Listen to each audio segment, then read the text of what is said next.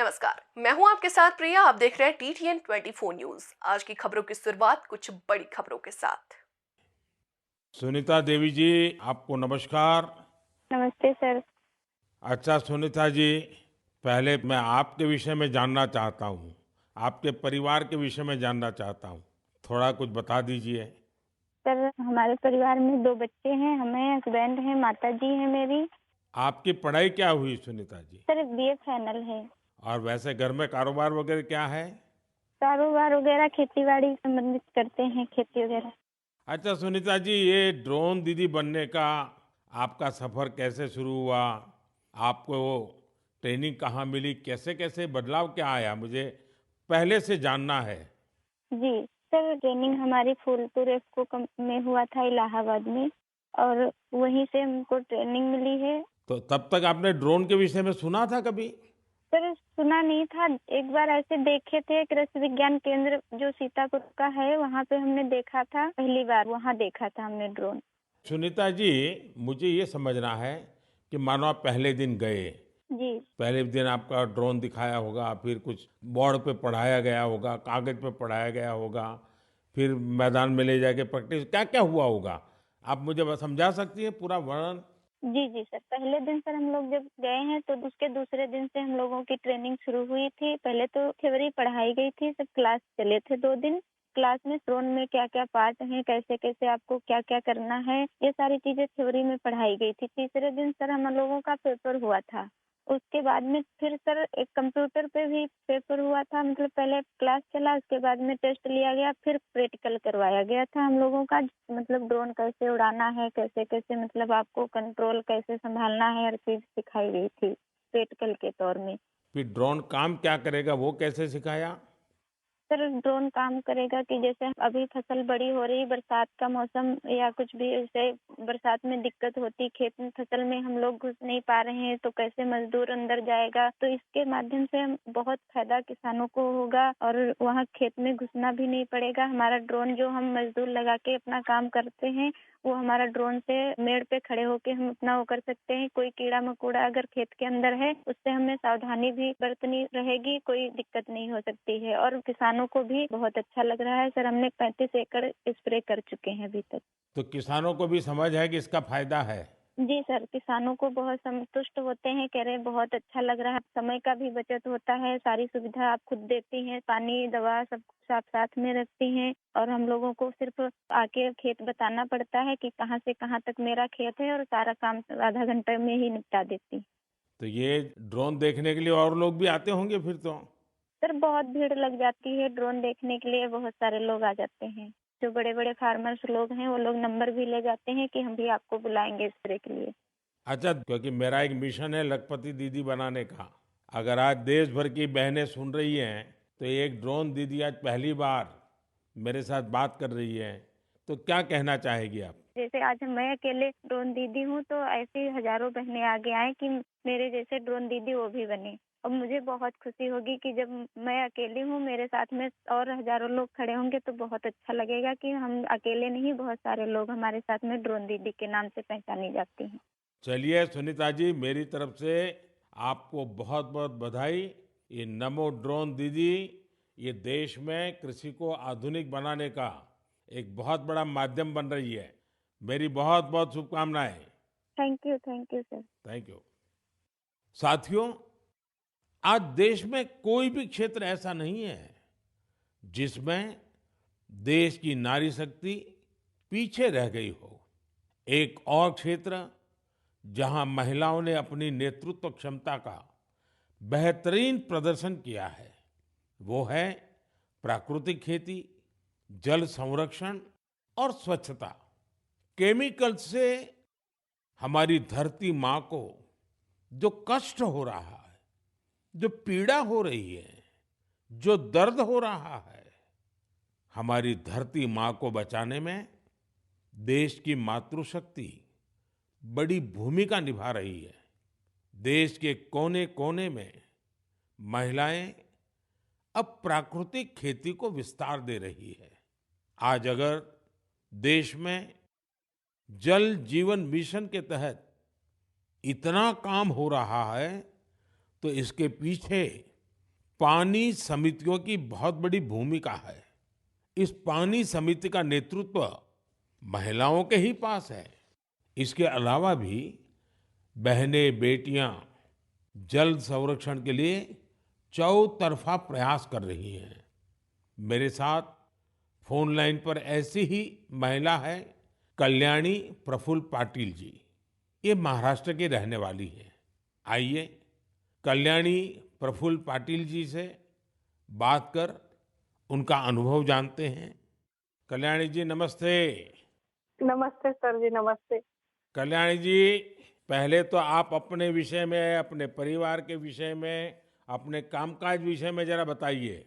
Sir मैं MSc microbiology हूँ और मेरे घर में मेरे पतिदेव, मेरी सास है और मेरे 2 बच्चे और 3 साल से मैं अपने ग्राम पंचायत में कार्यरत हूँ। और फिर गांव में खेती के काम में लग गई क्योंकि आपके पास बेसिक नॉलेज भी है, आपकी पढ़ाई भी क्षेत्र में हुई है और अब आप खेती में जुड़ गई हैं। तो क्या-क्या नए प्रयोग किए हैं आपने? सर हमने जो 10 प्रकार के हमारी वनस्पति है उसको एकत्रित करके उससे हमने ऑर्गेनिक फवारनी बनाया। जैसे कि जो हम पेस्टिसाइड वगैरह स्प्रे करते तो उससे पेस्ट वगैरह जो हमारी मित्र कीट रहती है वो नष्ट हो रहे हैं और हमारी सॉइल का पोल्यूशन होता है। जो सब केमिकल चीजें वो पानी में घुल मिल रही है उसकी वजह से हमारे बॉडी पर भी हानिकारक परिणाम दिख रहे हैं। उस हिसाब से हमने कम से कम पेस्टिसाइड का यूज करके तो एक प्रकार से आप पूरी तरह प्राकृतिक खेती की तरफ जा रही हैं। हाँ, जो अपनी पारंपरिक खेती है सर वैसे हमने की पिछले साल। क्या अनुभव आया प्राकृतिक खेती में? सर जो हमारी महिला है उनको जो खर्च है वो कम लगा और जो प्रोडक्ट है सर तो वो समाधान था कि हमने विदाउट पेस्ट वो किया है क्योंकि अब कैंसर के प्रमाण जो बढ़ रहे हैं जैसे शहरी भागों में तो है लेकिन गांव में भी हमारे उसका प्रमाण बढ़ रहा है। तो उस हिसाब से अगर आप अपने आगे के परिवार को अपने सुरक्षित करना है तो ये मार्ग अवलंबना जरूरी है। इस हिसाब से वो महिलाएं भी सक्रिय सहभाग इसके अंदर दिखा रही है। अच्छा कल्याणी जी, आपने कुछ जल संरक्षण में भी काम किया है, उसमें क्या किया है आपने? सर रेन वाटर हार्वेस्टिंग जो हमारे शासकीय जितने भी इमारतें हैं, जैसे कि प्राथमिक शाला हुई, आंगनवाड़ियाँ हुए, हमारी ग्राम पंचायत की जो बिल्डिंग है वहाँ के जो पानी है बारिश का वो सब इकट्ठा करके हमने एक जगह पे कलेक्ट किया हुआ है। और जो रिचार्ज शाफ्ट है सर कि बारिश का पानी जो गिरता है वो जमीन के अंदर परकोलेट होना चाहिए। तो उस हिसाब से हमने 20 रिचार्ज शाफ्ट हमारे गांव के अंदर किए हुए हैं और 50 रिचार्ज शाफ्ट का सैंक्शन हो गया है। अब जल्दी ही उसका भी काम चालू होने वाला है। चलिए कल्याणी जी, आपल्याशी बोलून खूप आनंद झाला. तुम्हाला खूप खूप शुभेच्छा. सर धन्यवाद, सर धन्यवाद. मलाही तुमच्याशी बोलून खूप खूप आनंद झाला. म्हणजे माझ्या आयुष्याचं संपूर्ण सार्थकी लागलं माझं जीवन असं मी समजते. बस सेवा करा. चलिए, आपका नाम ही कल्याणी है तो आपको तो कल्याण करना ही करना है. धन्यवाद जी. नमस्कार. धन्यवाद सर, धन्यवाद. साथियों, चाहे सुनीता जी हो या कल्याणी जी, अलग अलग क्षेत्रों में नारी शक्ति की सफलता बहुत प्रेरक है. मैं एक बार फिर हमारी नारी शक्ति की इस स्पिरिट की हृदय से सराहना करता हूं. मेरे प्यारे देशवासियों, आज हम सबके जीवन में टेक्नोलॉजी का महत्व बहुत बढ़ गया है. मोबाइल फोन, डिजिटल गैजेट्स हम सबकी जिंदगी का अहम हिस्सा बन गए हैं. लेकिन क्या आप कल्पना कर सकते हैं कि डिजिटल गैजेट्स की मदद से अब वन्य जीवों के साथ तालमेल बिठाने में भी मदद मिल रही है. कुछ दिन बाद 3 मार्च को विश्व वन्य जीव दिवस है. इस दिन को वन्य जीवों के संरक्षण के प्रति जागरूकता फैलाने के उद्देश्य से मनाया जाता है. इस वर्ष वर्ल्ड वाइल्ड लाइफ डे की थीम में डिजिटल इनोवेशन को सर्वोपरि रखा गया है. आपको ये जानकर खुशी होगी कि हमारे देश के अलग-अलग हिस्सों में वन्य जीवों के संरक्षण के लिए टेक्नोलॉजी का खूब उपयोग हो रहा है. पिछले कुछ वर्षों में सरकार के प्रयासों से देश में बाघों की संख्या बढ़ी है। महाराष्ट्र के चंद्रपुर के टाइगर रिजर्व में बाघों की संख्या 250 से ज्यादा हो गई है। चंद्रपुर जिले में इंसान और बाघों के संघर्ष को कम करने के लिए आर्टिफिशियल इंटेलिजेंस की मदद ली जा रही है। यहाँ गांव और जंगल की सीमा पर कैमरे लगाए गए हैं। जब भी कोई बाघ गांव के करीब आता है, तब एआई की मदद से स्थानीय लोगों को मोबाइल पर अलर्ट मिल जाता है। आज इस टाइगर रिजर्व के आसपास के 13 गांवों में इस व्यवस्था से लोगों को बहुत सुविधा हो गई है और बाघों को भी सुरक्षा मिली है। साथियों, आज युवा एंटरप्रेन्योर्स भी वन्य जीव संरक्षण और इको टूरिज्म के लिए नए नए इनोवेशन सामने ला रहे हैं। उत्तराखंड के रुड़की में रोटर प्रिसिशन ग्रुप्स ने wild life institute of India के सहयोग से ऐसा ड्रोन तैयार किया है जिससे केन नदी में घड़ियालों पर नजर रखने में मदद मिल रही है। इसी तरह बेंगलुरु की एक कंपनी ने बघीरा और गरुड़ नाम का ऐप तैयार किया है। बघीरा ऐप से जंगल सफारी के दौरान वाहन की स्पीड और दूसरी गतिविधियों पर नजर रखी जा सकती है। देश के कई टाइगर रिजर्व में इसका उपयोग हो रहा है। आर्टिफिशियल इंटेलिजेंस और इंटरनेट ऑफ थिंग्स पर आधारित गरुड़ ऐप को किसी सीसीटीवी से कनेक्ट करने पर रियल टाइम अलर्ट मिलने लगता है। वन्य जीवों के संरक्षण की दिशा में इस तरह के हर प्रयास से हमारे देश की जैव विविधता और समृद्ध हो रही है। साथियों, भारत में तो प्रकृति के साथ तालमेल हमारी संस्कृति का अभिन्न हिस्सा रहा है। हम हजारों वर्षों से प्रकृति और वन्य जीवों के साथ सह अस्तित्व की भावना से रहते आए हैं। अगर आप कभी महाराष्ट्र के मेलघाट टाइगर रिजर्व जाएंगे तो वहां स्वयं इसे अनुभव कर सकेंगे। इस टाइगर रिजर्व के पास खटकली गांव में रहने वाले आदिवासी परिवारों ने सरकार की मदद से अपने घर को होम स्टे में बदल दिया है। ये उनकी कमाई का बहुत बड़ा साधन बन रहा है। इसी गांव में रहने वाले कोरकू जनजाति के प्रकाश जामकर जी ने अपनी 2 हेक्टेयर जमीन पर 7 कमरों वाला होम स्टे तैयार किया है। उनके यहाँ रुकने वाले पर्यटकों के खाने पीने का इंतजाम उनका परिवार ही करता है। अपने घर के आसपास उन्होंने औषधीय पौधों के साथ आम और कॉफी के पेड़ भी लगाए हैं। इससे पर्यटकों का आकर्षण तो बढ़ा ही है, दूसरे लोगों के लिए भी रोजगार के नए अवसर बने हैं। मेरे प्यारे देशवासियों, जब पशुपालन की बात करते हैं तो अक्सर गाय भैंस तक ही रुक जाते हैं, लेकिन बकरी भी तो एक अहम पशुधन है जिसकी उतनी चर्चा नहीं होती है।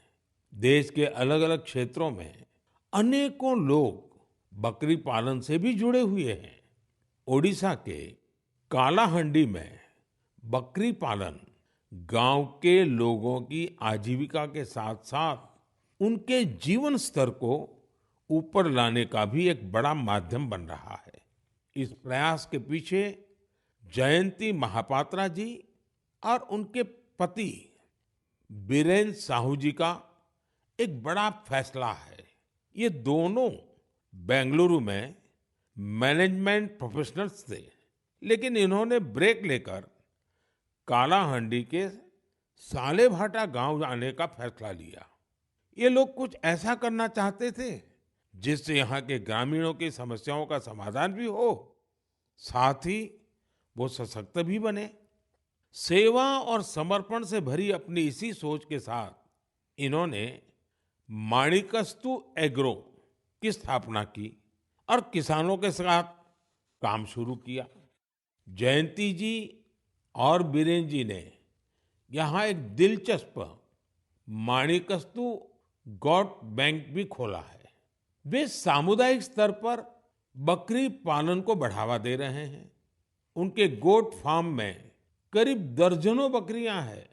माणिकास्तु गोट बैंक इसने किसानों के लिए एक पूरा सिस्टम तैयार किया है। इसके जरिए किसानों को 24 महीने के लिए 2 बकरियां दी जाती हैं। 2 वर्षों में बकरियां 9 से 10 बच्चों को जन्म देती हैं। इनमें से 6 बच्चों को बैंक रखता है, बाकी उसी परिवार को दे दी जाती हैं जो बकरी पालन करता है। इतना ही नहीं, बकरियों की देखभाल के लिए जरूरी सेवाएं भी प्रदान की जाती हैं। आज 50 गांवों के 1000 से अधिक किसान इस दंपत्ति के साथ जुड़े हैं। उनकी मदद से गांव के लोग पशुपालन के क्षेत्र में आत्मनिर्भरता की ओर बढ़ रहे हैं। मुझे ये देखकर बहुत अच्छा लगता है कि विभिन्न क्षेत्रों में सफल प्रोफेशनल्स छोटे किसानों को सशक्त और आत्मनिर्भर बनाने के लिए नए नए तरीके अपना रहे हैं। उनका यह प्रयास हर किसी को प्रेरित करने वाला है। मेरे प्यारे देशवासियों, हमारी संस्कृति की सीख है परमार्थ परमो धर्मः, यानी दूसरों की मदद करना ही सबसे बड़ा कर्तव्य है। इसी भावना पर चलते हुए हमारे देश में अनगिनत लोग निस्वार्थ भाव से दूसरों की सेवा करने में अपना जीवन समर्पित कर देते हैं। ऐसे ही एक व्यक्ति है बिहार में भोजपुर के भीम सिंह भवेश जी। अपने क्षेत्र के मुसहर जाति के लोगों के बीच इनके कार्यों की खूब चर्चा है। इसलिए मुझे लगा कि क्यों न आज इनके बारे में भी आपसे बात की जाए। बिहार में